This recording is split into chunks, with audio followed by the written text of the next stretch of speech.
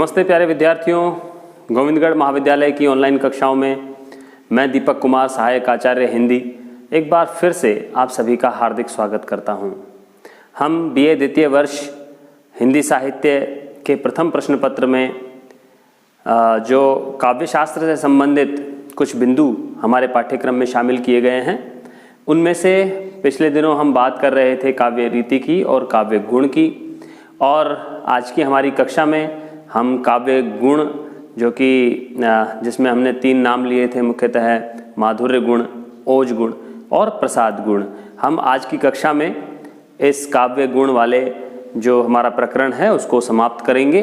और जो काव्य गुण के रूप में तीसरा काव्य गुण विशेष रूप से हमारे पाठ्यक्रम में या इस कोटि में शामिल होता है, उसका नाम है प्रसाद गुण। उसकी बात आज हम इस कक्षा में करेंगे।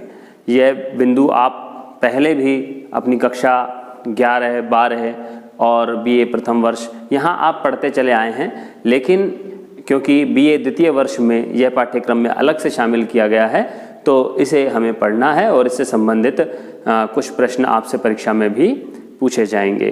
तो हमें पता होना चाहिए, आप थोड़ा बहुत जानते भी हैं कि प्रसाद गुण क्या होता है, किन रचनाओं में होता है, इसकी क्या विशेषताएं होती हैं, इसकी क्या परिभाषा होती है, इसका कौन सा उदाहरण होता है।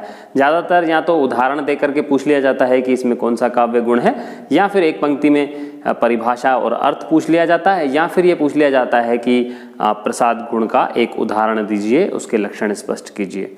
तो इस तरह के प्रश्न पूछे जाते हैं। हम आज की कक्षा में प्रसाद गुण पर बहुत गहराई से चर्चा करेंगे और सबसे पहले मैं हमारे बोर्ड पर लिख देता हूं प्रसाद गुण, उसके बाद हम अपनी कक्षा को शुरू करेंगे। तो आज की हमारी कक्षा है प्रसाद गुण से संबंधित। प्रसाद गुण, तो सबसे पहले तो हमारे मस्तिष्क में यही आता है कि प्रसाद गुण में प्रसाद का मतलब क्या है। तो प्रसाद का मतलब, हालांकि ऐसा प्रश्न नहीं पूछा जाता है, लेकिन हमारा स्वभाव है कि हम जब किसी भी शब्द को सुनते हैं तो उसका अर्थ सबसे पहले जानना चाहते हैं। तो प्रसाद का तात्पर्य है स्पष्टता, स्वच्छता, प्रांजलता या प्रसन्नता, निर्मलता। तो स्वच्छता, स्पष्टता, प्रांजलता, निर्मलता या प्रसन्नता, इसका जो शाब्दिक अर्थ है वह है। लेकिन यहाँ शाब्दिक अर्थ से कुछ गहरे में जाकर के उतरेंगे तो पता चलेगा कि प्रसाद गुण का क्या तात्पर्य है और यह कविता में किस तरह से विद्यमान रहता है, या उस कविता की पहचान कैसे की जाए जिसमें प्रसाद गुण निहित होता है, यह हमें समझ में आना चाहिए। जैसे हमने बात की कि जहाँ कोमलकांत पदावली होती है, हृदय द्रवित हो जाता है, एकाएक पढ़ते ही बस हृदय जो है वह भाव सरिता में बह जाता है, तो वहाँ पर जो काव्य गुण होता है वह होता है माधुर्य गुण। या जब हम कविता को सुने और हमारा हृदय क्रोध से भर जाए, या स्फूर्ति हमारे हृदय में आ जाए, या दीप्त हो जाए, या जोश उत्पन्न हो जाए, तो वहाँ पर ओज गुण होता है। तो प्रसाद गुण किन रचनाओं में होता है? जैसा कि इसके नाम से ही स्पष्ट है, प्रसाद का मतलब यूं तो प्रसन्न करना होता है, आनंद देना होता है, लेकिन इसका एक अर्थ स्वच्छता, निर्मलता, स्पष्टता से भी है, प्रांजलता से भी है। तो स्पष्टता जहाँ कविता का गुण बन जाए, या कविता में जब हम पढ़ें और वह स्पष्ट रूप से हमारे सामने आकर खड़ा हो जाए उसका भाव, तो हम कहते हैं कि वहाँ पर प्रसाद गुण है। यानी कि मस्तिष्क को बहुत अधिक प्रयास न करना पड़े जब काव्य का अर्थ ग्रहण करने में, तो वहाँ प्रसाद गुण होता है।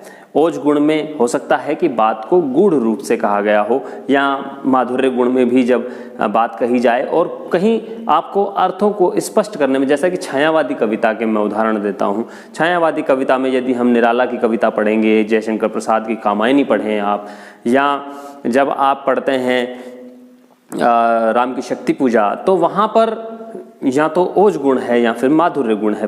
कामायनी में माधुर्य गुण है और राम की शक्ति पूजा में ओज गुण है।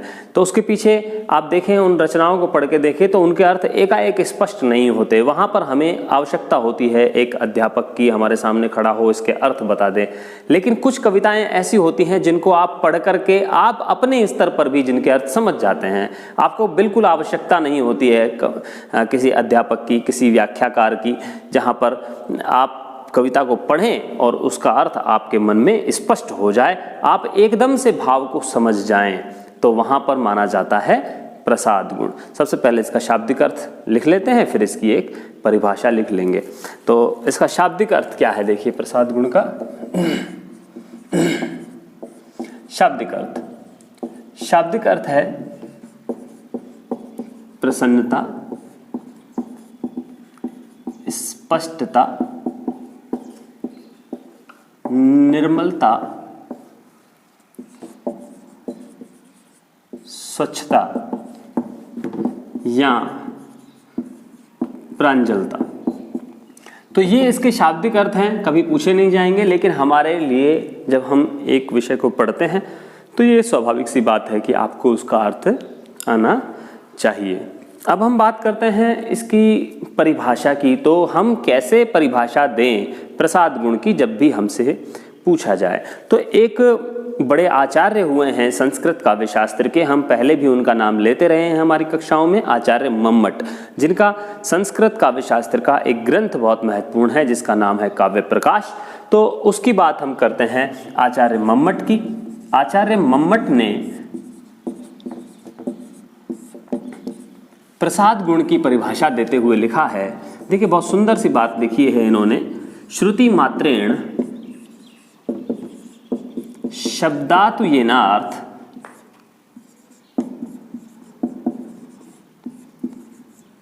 प्रत्ययो भवेत्। श्रुति मात्रेण शब्दातुयेनार्थ प्रत्ययो भवेत्।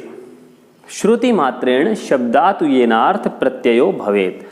अब यहाँ बहुत आसानी से आप इस परिभाषा से समझ सकते हैं। देखिए, श्रुति मात्र से ही जब शब्द में निहित अर्थ का प्रत्यय यानी बोध हो जाए, ज्ञान हो जाए, तो वहाँ पर होता है प्रसाद गुण। जब हम सुने, श्रुति मात्र मतलब सुनने मात्र से ही जब किसी रचना में निहित अर्थ या भाव का बोध सहज ही हमारे हृदय में व्याप्त हो जाए, तो वहाँ पर होता है प्रसाद गुण। तो हम इसको एक पंक्ति में लिख देते हैं। आप भी अपनी नोटबुक में, आपकी डायरी में, आपके जो नोट्स आप बनाते जा रहे हैं उनमें आप लिखते चले जाएंगे, तो परीक्षा में आपको बहुत लाभ होगा। अर्थात, मैं अर्थात से शुरू कर रहा हूं। अर्थात जब किसी रचना को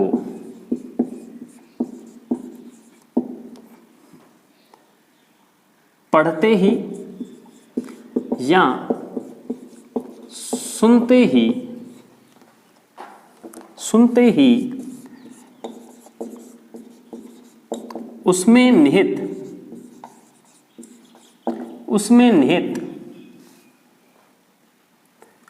अर्थ या भाव का बोध तत्काल ही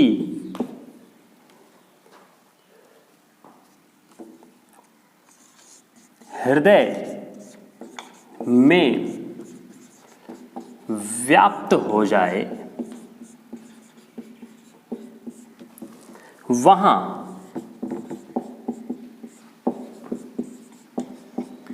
प्रसाद गुण होता है।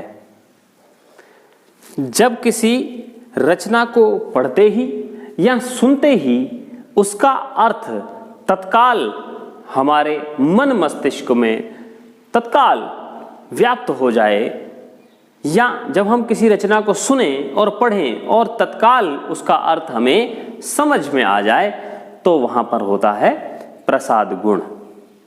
अब आपको ये समझ में आनी चाहिए बात। आप हमसे कह सकते हैं कि सर किसी उत्साहवर्धक रचना को भी तो हम हो सकता है कि तत्काल समझ जाएं, या किसी श्रृंगारिक रचना को भी हम तत्काल समझ जाएं, जबकि पहले हमने बात की है कि शांत रस में, करुण रस में, श्रृंगार रस में, हास्य रस में माधुर्य गुण होता है, या वीर रस में, वीर रस की रचनाओं में, या रौद्र रस की रचनाओं में, भयानक रस की रचनाओं में, विभत्स रस की रचनाओं में होता है ओज गुण। तो फिर ये कौन सी रचनाएं हैं, इन्हें कहाँ देखा जाए? या आप ये कह सकते हैं कि सर श्रृंगार रस की रचना में क्या प्रसाद गुण हो सकता है, या आप ये कह सकते हैं कि सर क्या वीर रस की रचना में प्रसाद गुण हो सकता है। अब क्योंकि हम पहले जो दो बिंदु हैं, पहले जो दो गुण हैं, उनमें अलग अलग रसों की बात कर चुके हैं, तो आपका ये प्रश्न सहज ही मुझसे हो सकता है। तो इसका उत्तर भी बड़ा सहज है कि प्रसाद गुण की सत्ता सभी रीतियों में, सभी रसों में होती है। यानी कि प्रसाद गुण किसी भी रस और किसी भी रीति की रचना में हो सकता है, चाहे वो वैदर्भी रीति हो, वहां भी प्रसाद गुण की अभिव्यक्ति हो सकती है। यानी कि वैदर्भी रीति से भी अगर आपको शब्द का अर्थ आसानी से समझ में आ रहा है तो वहां प्रसाद गुण होता है। यदि यदि गौड़ी रीति की कोई रचना है और वीर रसात्मक कोई रचना है या भयानक रस से संबंधित कोई रचना है और आपको अर्थ तत्काल समझ में आ रहा है, तो आप समझ लीजिए कि वहां पर प्रसाद गुण होगा। प्रसाद गुण का सीधा सा मतलब है रचना की स्पष्टता, रचना की सरलता, रचना की सहजता, रचना की निर्मलता। अगर आप समझ पा रहे हैं किसी भी रचना को तत्काल, तो आप समझ लें कि वहां पर प्रसाद गुण होगा ही होगा।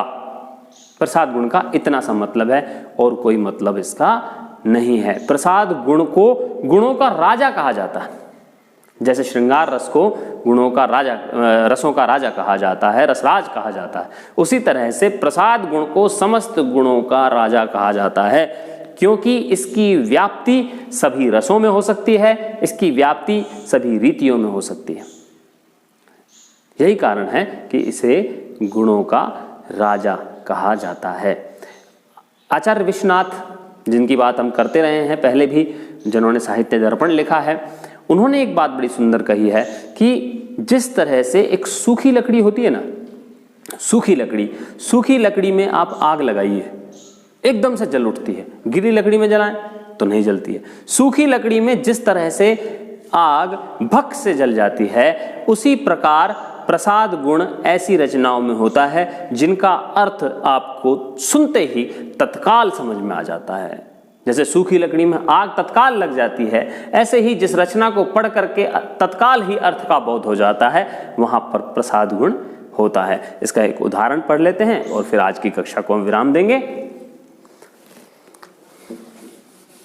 इसका उदाहरण बहुत जो सरल कविता आपको लगे, आपके जीवन में आपने जो भी सरल कविताएं पढ़ी हैं, जिनके अर्थ आपको आसानी से समझ में आते हैं, आप कोई भी ऐसी कविता जो बड़ी सरल हो, सहज हो, जिसमें सरल शब्दों का प्रयोग किया गया हो, जिनके अर्थ आपको आसानी से समझ में आ जाते हैं, आप उसका भी उदाहरण लिख सकते हैं। कोई जरूरी नहीं है कि वह उदाहरण लिखें जो मैं आपको बता रहा हूं। तो लेकिन फिर भी मुझे तो कोई ना कोई एक उदाहरण आपको बताना ही है, तो आप देख लीजिए, आपको अच्छा है याद हो जाए। जितने उदाहरण आपको अब याद हो जाएंगे, आगे जीवन काल में जब भी आप हिंदी साहित्य पढ़ेंगे तब आपको वो सारे उदाहरण काम आएंगे। इसलिए आप जितने ज़्यादा उदाहरण याद कर लें, जितनी हिंदी साहित्य के विद्यार्थी होने के नाते आपको मेरा ये विनम्र आग्रह है, मेरा निवेदन है, मेरी सलाह है कि आप ज़्यादा से ज़्यादा कविताएँ, ज़्यादा से ज़्यादा दोहे या ज़्यादा से ज़्यादा काव्यांश आपको ध्यान में होने चाहिए। तो एक लिख लेते हैं हम उदाहरण।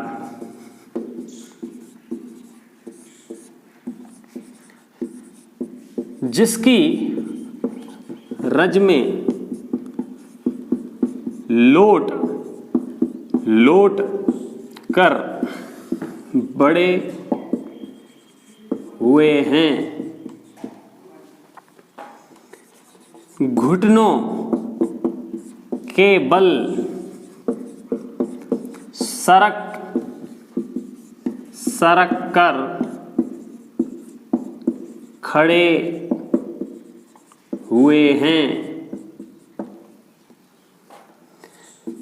परमहंस सम, परमहंस सम उपमा अलंकार है। परमहंस सम बाल्यकाल में सब सुख पाए, जिसके कारण धूल भरे हीरे कहलाए।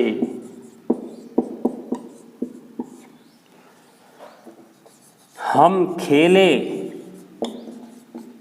कूदे हर्षयुत, जिसकी प्यारी गोद में, जिसकी प्यारी गोद में। ये मातृभूमि के लिए समर्पित की हुई एक रचना है, जिसकी रज में, जिसकी मिट्टी में, यहाँ पर अपने मातृभूमि की मिट्टी की बात की जा रही है, जिसकी रज में लोट लोट कर बड़े हुए हैं, घुटनों केवल सरक सरक कर खड़े हुए हैं। परमहंस सम बाल्यकाल में सब सुख पाए, जिसके कारण धूल भरे हीरे कहलाए। हम खेले कूदे हर्षयुत, जिसकी प्यारी गोद में। हे मातृभूमि, हे मातृभूमि, तुझको निरख, तुझको निरख मतलब देखकर, तुझको निरख मग्न क्यों न हो, मग्न क्यों न हो मोद में, मग्न क्यों न हो मोद में। मोद में मतलब आनंद में, आनंद में मग्न क्यों ना हो। तुझे जब देखते हैं तो बड़ा आनंदित होते हैं। एक कवि ने अपनी मातृभूमि, अपने देश की धरती, अपनी जननी जननी जन्मभूमि के प्रति ऐसे भाव व्यक्त किए हैं जिनमें समर्पण का भाव है।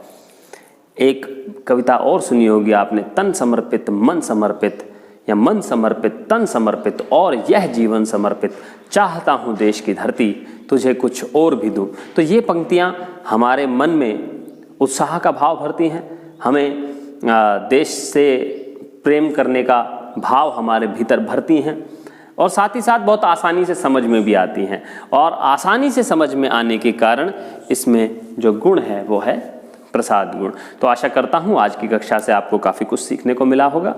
बहुत बहुत धन्यवाद, शुक्रिया।